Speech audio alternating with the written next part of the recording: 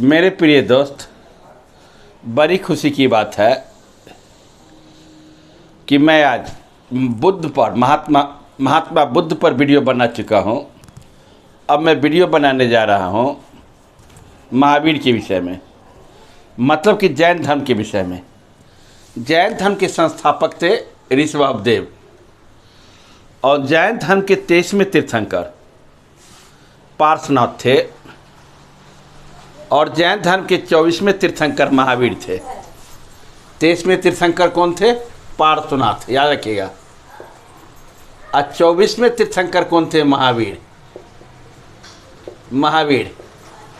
महावीर का जन्म कहाँ हुआ था? महावीर का जन्म हुआ था कुंडग्राम में। कुंडग्राम, वैशाली के कुंडग्राम।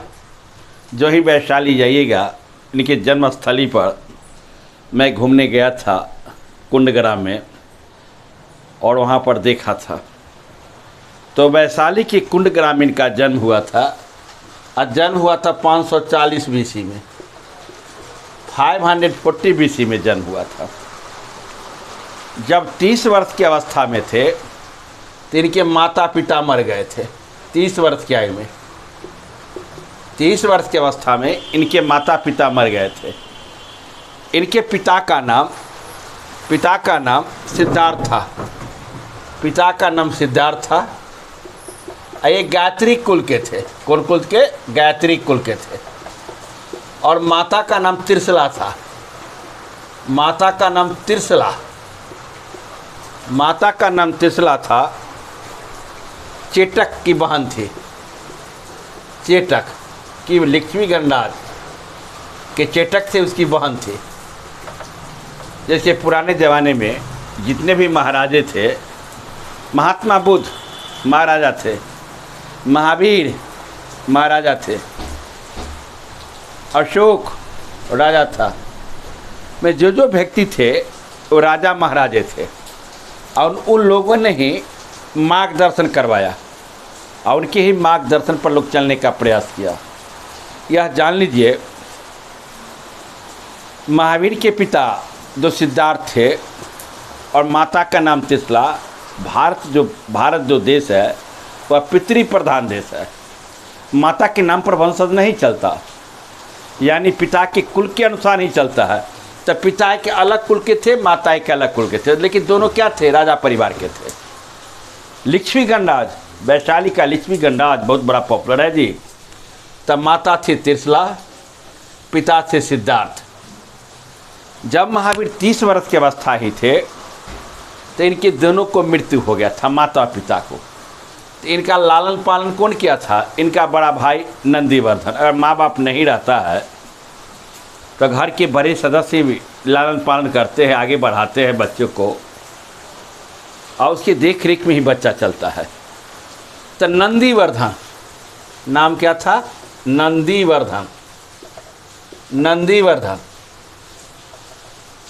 नंदीवर्धन इनका नाम था। इनकी पत्नी का नाम था यशोदा। महावीर की पत्नी का नाम था यशोदा, याद रखिएगा। गौतम बुद्ध के पत्नी का नाम यशोधरा और महावीर की पत्नी का नाम यशोदा। कंफ्यूज बच्चे कर जाते हैं। परीक्षा में अगर क्वेश्चन पूछा जाता है यशोदा यशोधरा दोनों विकल्प रहता है, तो वैसे स्थिति में बच्चे यशोदा मारे कि यशोधरा मारे, क्या मारे, बच्चे कंफ्यूज करते हैं। तो महावीर के पत्नी का नाम यशोदा और बुद्ध के पत्नी का नाम क्या था? यशोधरा। इस बात को दिमाग में रखिएगा। जब इनको घर में मन नहीं लगा, गृहस्थी में मन नहीं लगा, तो गृह त्याग करने के लिए सोचे थे। इनके पुत्र नहीं था, पुत्री थी। अब पुत्री के नाम था प्रियदर्शना। और दामाद का नाम था क्या? जमाली। इनके पुत्री का नाम प्रियदर्शना और दामाद का नाम जमाली। अपने बड़े भाई से आज्ञा लेकर 30 वर्ष की अवस्था में क्या त्याग दिए? गृह त्याग दिए। गृह त्याग दिए। कितना वर्ष की अवस्था में? 30 वर्ष की अवस्था में। ऋजुपालिका नदी के तट पर, ऋजुपालिका नदी के तट पर इनको ज्ञान की प्राप्ति हुई थी। ऋजुपालिका नदी के तट पर ज्ञान की प्राप्ति हुई थी। ऋजुपालिका नदी के तट पर ज्ञान की प्राप्ति हुई थी। जुम्भिक ग्राम के नीचे, और कहाँ ऋजुपालिका? जुम्भिक ग्राम, ये भी याद रखना है। जुम्भिक ग्राम, जुम्भिक ग्राम। अब वृक्ष कौन था? साल वृक्ष, साल वृक्ष। जुम्भिक ग्राम और साल वृक्ष के नीचे इनको ज्ञान की प्राप्ति हुई थी। और कोई व्यक्ति को ज्ञान की प्राप्ति होता है तो वह व्यक्ति संसार को उपदेश देता है। संसार में जो कुरीति होता है उस कुरीति को दूर करने का प्रयास करता है। अगर आप भी पढ़ लिख जाते हैं, पढ़ लिखने के बाद विद्वान बन जाते। प्राचीन काल में लोग गुरु से अध्ययन करके आते थे गुरुकुल से, तो वेद के घूम घूम कर वेद के लोग ज्ञान देते थे। उसी ढंग से जब इनको ज्ञान की प्राप्ति हुई तो समाज में जो कुरीतियाँ थी वह कुरीतियाँ को दूर करने का प्रयास किया था। कौन प्रयास किया था? महावीर। तो जुम्भिक ग्राम के नीचे जब ज्ञान की प्राप्ति हुई तो इनके 3 विचार थे। सम्यक ज्ञान, सम्यक ज्ञान, सम्यक श्रद्धा, सम्यक विश्वास, सम्यक श्रद्धा या विश्वास, और सम्यक आचरण। त्रिरत्न। सम्यक आचरण याद रखिएगा, सम्यक आचरण। सम्यक ज्ञान यानी KF कैरेक्टर, KFC याद रखिएगा। K से नॉलेज, F से फेथ विश्वास, आ कैरेक्टर। महावीर के 3 रत्न थे, त्रिरत्न कहा जाता है। त्रिरत्न, सम्यक ज्ञान, सम्यक विश्वास, सम्यक आचरण, यानी नॉलेज, फेथ और कैरेक्टर। यहाँ तक समझिए। क्वेश्चन क्या पूछा जा सकता है? क्वेश्चन जो डायरेक्ट पूछता है, हम जैन धर्म पढ़ा रहे हैं, पूछा जाएगा कि जैन धर्म के संस्थापक कौन थे? ऋषभदेव। जैन धर्म के 23वें तीर्थंकर कौन थे? पार्थनाथ। जैन धर्म के वास्तविक संस्थापक कौन थे? महावीर। महावीर का जन्म कब हुआ था? तो 540 BC में। 540 BC में। कहाँ जन्म हुआ था? कुंडग्राम में। जन्म कहाँ हुआ था? कुंडग्राम में। इनके पिता का नाम क्या था? इनके पिता का नाम था सिद्धार्थ। ये किस कुल के थे? गायत्री कुल के थे। माता का नाम क्या था? त्रिशला। लिच्छवी गणराज की बहन थी, याद रखिएगा। इनका विवाह किसके साथ हुआ? यशोदा के साथ हुआ। इनकी माता पिता कितने वर्ष की अवस्था में मर गए? तो 30 वर्ष की अवस्था में मर गए। इनके पालन पोषण अन्न कौन क्या देखभाल कौन करता था? इनके बड़े भाई। क्या नाम था? नंदीवर्धन। महावीर का विवाह किसके साथ हुआ? जब महावीर का जब विवाह हुआ तो विवाह कर यशोदा के साथ। अब विवाह हुआ तो पुत्र नहीं था इनके पास। क्या था? पुत्री थी। अब पुत्री का नाम था क्या? प्रियदर्शना। इनकी शादी किया। दामाद का नाम क्या था? जमाली। जब इनको गृह गृहस्थी में मन न लगा तो बड़े भाई से आज्ञा लिया। बड़ा भाई का नाम क्या था? नंदीवर्धन।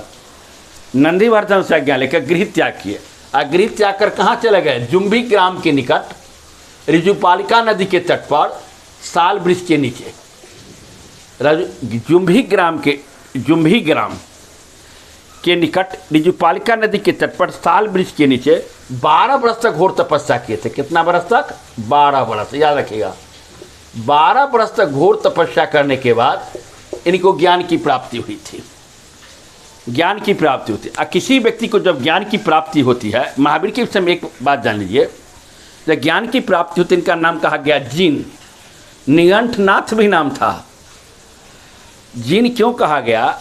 जब महावीर दर दर भटक रहे थे घर गृह त्याग के बाद, गांव गांव जाते थे, नंगे रहते थे, पूरा वो बाल में पूरा जीन पड़ गया था। बच्चे जिस गांव में जाते थे, बच्चे इनको ढेला बिकते थे, पागल करके चिढ़ाते थे। महावीर को बहुत कष्ट झेलना पड़ा था। तो उन्होंने ऋजुपालिका नदी के तट पर को क्या प्राप्त हुआ था? ज्ञान की प्राप्ति हुई। ज्ञान प्राप्त करने के 3 आचरण थे। सम्यक ज्ञान था, सम्यक विश्वास था, सम्यक याचना था। के से नॉलेज, सम्यक ज्ञान। एफ से फेथ, सम्यक विश्वास। और सी से क्या हुआ? आचरण। आगे बढ़िए। सम्यक ज्ञान, सम्यक विश्वास और सम्यक आचरण।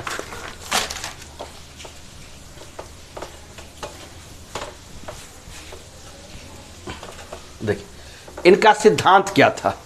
या पुनर्जन्म को मानते थे। पुनर्जन्म, पुनर्जन्म।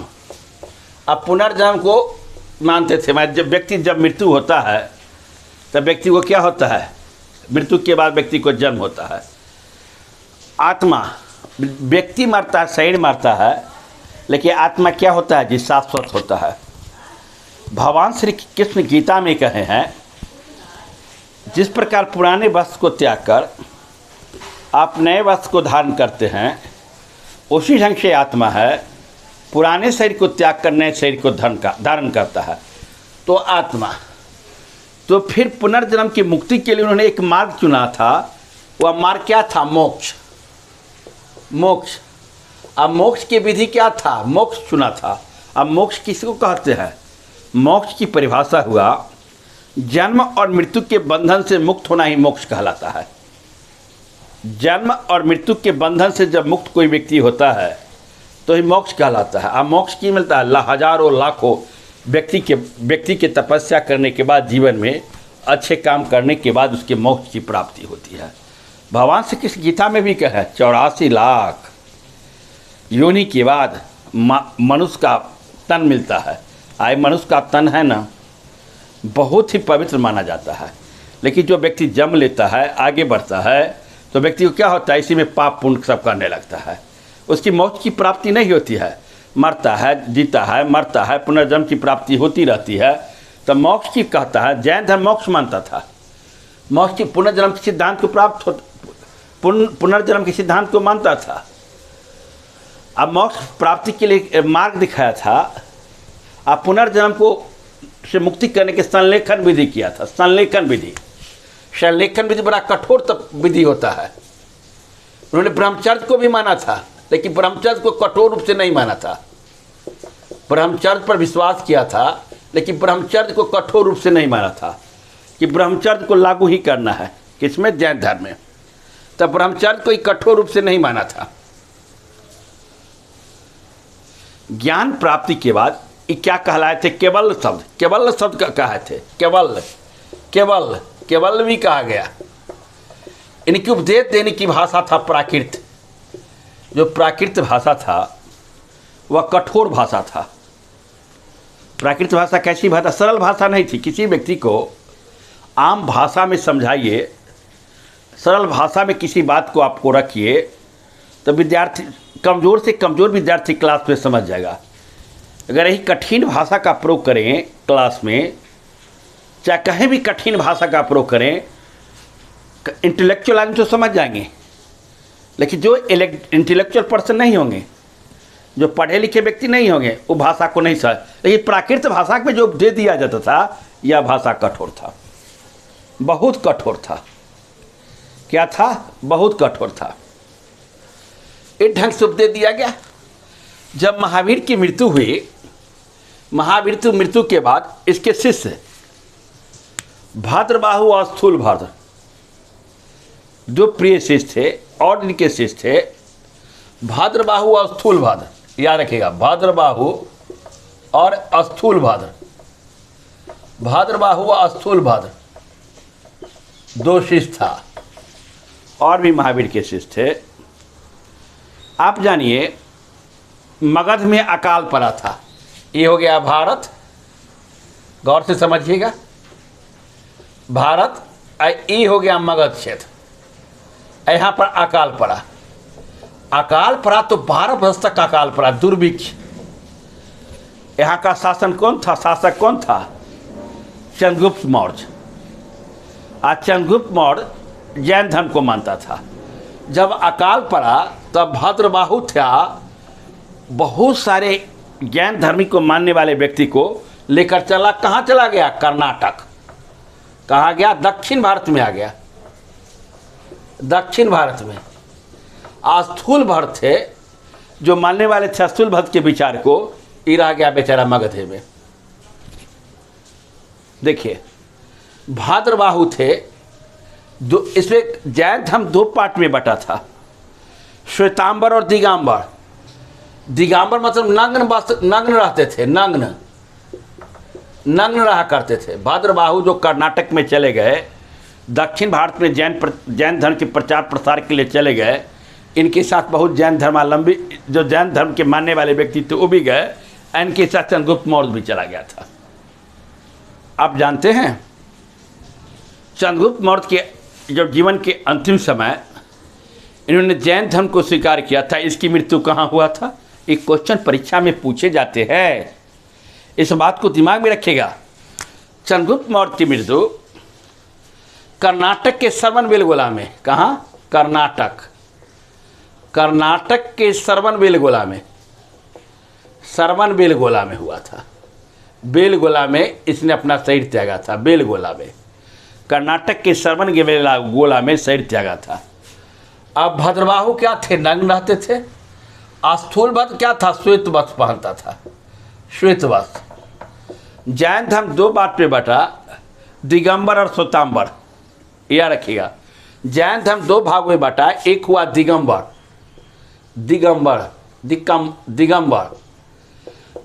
नग्न रहा करता था, नग्न। इसके तो नेतृत्व करता थे भाद्रबाहु था। और श्वेतांबर थे, श्वेतांबर जो श्वेत वस्त्र पहनता था, श्वेतांबर। वो कहाँ रह गए? वो श्वेत वस्त्र पहनता था। तो जैन धर्म के विषय में श्वेतांबर और दिगंबर गौर से समझेगा। यहाँ पर फिर समझा दें आपको, जब अकाल पड़ा, कहाँ अकाल पड़ा? मगध में 12 वर्ष तक अकाल पड़ा था। और जब इन लोग को पता हुआ भद्रबाहु को कि अकाल समाप्त हुआ, तो इन लोग यहाँ पर आ गया था, फिर आ गया था मगध में। दुख के समय भाग गया और फिर अकाल समाप्त हुआ तो ये लोग चला आया। तो श्वेतांबर और दिगंबर में, मैंने भद्रबाहु और स्थूल भद्र में, दोनों में काफ़ी मतभेद हुआ। न हुआ? देखते हैं जब विपत्ति आती है तो लोग कुछ साथी भाग जाते हैं, आपके दोस्ते होते हैं, जहाँ पर विपत्ति आएगी तो भाग जाएंगे। आज जब विपत्ति समाप्त हो जाएगा, आपके दिन अच्छे होंगे तो आ जाएंगे। तो विश्वास किसको कीजिएगा? जो विपत्ति में आपको साथ देगा। जब आप कठिन परिस्थिति में रहेंगे, कठिन परिस्थिति में आपको साथ देगा, उसी पर विश्वास करेंगे। तब भद्रबाहु जब भाग गया, अब 12 वर्ष के बाद फिर लौटा, तो इससे मिलना चाहा, दोनों के विचार में अंतर आया। ऐसी समय जैन धर्म दो भागों में बटा था, श्वेतांबर और दिगंबर। भद्रबाहु सब नग्न रहता था और भद्रबाहु के विचारधारा दिगंबर और श्वेतांबर श्वेत वस्त्र पहनता था।